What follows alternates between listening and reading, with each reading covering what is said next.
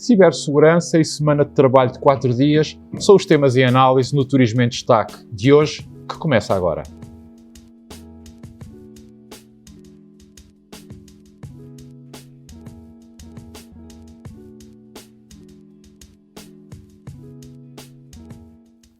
É uma realidade que os ciberataques nos deixam cada vez mais preocupados e apreensivos. Preocupação e apreensão essas que ganham naturalmente maior expressão sempre que relacionamos esta nova forma e esta nova, mais moderna maneira de criminalidade com a atividade turística. Mas vamos por partes. Embora este seja um assunto que nos últimos tempos tenha andado um pouco fora do radar, ou se quisermos da agenda mediática, uma vez que tem havido outros de maior relevância que têm ocupado esse espaço, como acontece com a pandemia, tal não significa, nem quer dizer que tenha sido alvo ou que seja alvo de menor atenção por parte de muitas empresas dos diferentes ramos da atividade turística, nomeadamente aquelas que têm a maior dimensão, pois essas também têm consciência que, por essa sua maior dimensão, também maior é o risco. Aliás, nos anos que imediatamente antecederam a pandemia, tivemos vários mega-ataques, infelizmente alguns deles bem-sucedidos em empresas do turismo, particularmente dos setores do alojamento e da aviação, que acabaram por expor centenas de milhões de dados de clientes dessas empresas. Portanto, isto quer dizer que desde já há uma primeira conclusão que podemos tirar, é que não só o risco, o perigo existe, como ele é bem real. Vale a pena também lembrarmos que, entretanto, houve fatores que vieram aumentar este risco. E dentre esses fatores que aumentaram esse risco, eu permito-me aqui destacar os 4 que considero mais importantes. Desde logo, em primeiro lugar, o aumento da digitalização das empresas e dos processos de comercialização online a que as mesmas foram obrigadas, até devido à pandemia, pois essa era, às vezes, acabou por ser o único meio, a única possibilidade que as empresas tinham de chegar ou de manter ou chegar ao mercado e manter, naturalmente, o contacto com os seus potenciais clientes. O segundo aspecto tem a ver com a pressão dos próprios consumidores para que haja um cada vez maior número de operações realizadas sem necessidade de contacto ou sem necessidade de toque nos equipamentos, as chamadas operações contactless. Em terceiro lugar, a presença no ciberespaço é uma prova, hoje em dia, de vida, ou se quisermos, de existência, pois quem lá não está, obviamente, não existe, e podemos estar a falar de uma empresa, mas também de um produto ou até de um serviço.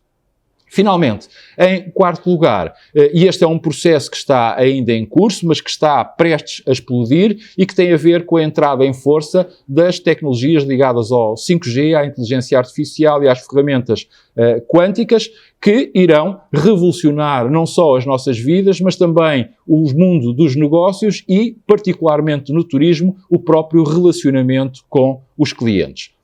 Ora, dito isto, é bom que tenhamos ainda presente quais as razões, quais os motivos porque as empresas do turismo são tão apetecíveis para este tipo de crimes ou para este tipo de criminalidade. É que elas têm em sua posse completíssimas e vastíssimas bases de dados pessoais. São nomes, são endereços, são contactos, são preferências, são documentos de identificação, são cartões bancários, às vezes até mesmo dados de saúde que valem muito, mas mesmo muito dinheiro no mercado negro, pois a sua divulgação viola não só a legislação em vigor, mas em particular a legislação de proteção dos dados pessoais que neste momento vigora um pouco por todo o mundo. E, em conclusão, o grande desafio que se coloca, até por causa do tipo de tecido empresarial que compõe a atividade turística, nós não podemos esquecer que é um tipo de tecido empresarial extremamente atomizado e, portanto, muitas empresas não têm os meios, não têm os recursos, sejam eles humanos, sejam eles financeiros, sejam eles até tecnológicos, para se protegerem e defenderem destes atos criminosos. É o que é que elas então, afinal, podem fazer. Ou seja, no fundo, como é que elas podem proteger e podem garantir a segurança dos elementos que lhes são confiados pelos próprios clientes.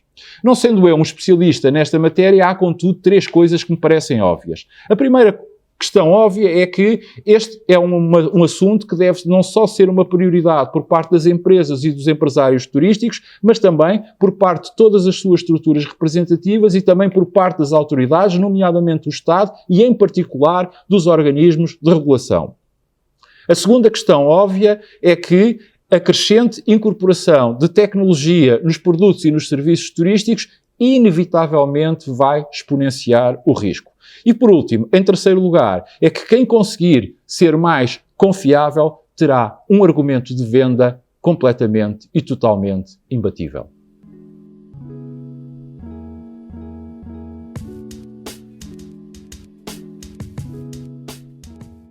Se a semana de trabalho de 4 dias faz ou não sentido para as diferentes atividades turísticas, é um tema de enorme atualidade.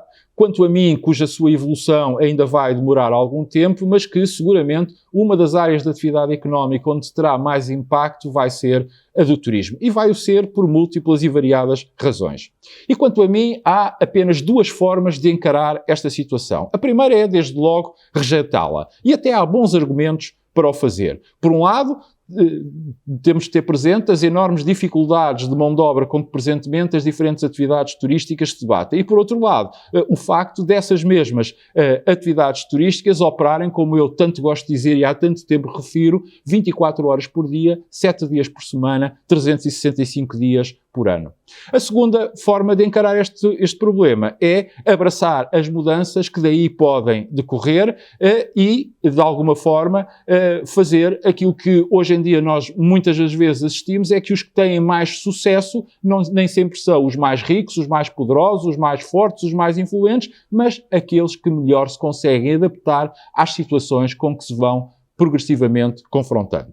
Ora, isto quer dizer que, sem descurarmos análises e reflexões mais profundas e mais detalhadas sobre as consequências que uma medida desta natureza podia ter, em particular para o turismo, esta é uma situação que pode trazer ganhos, bons ganhos, à constelação turística. Se não, vejamos.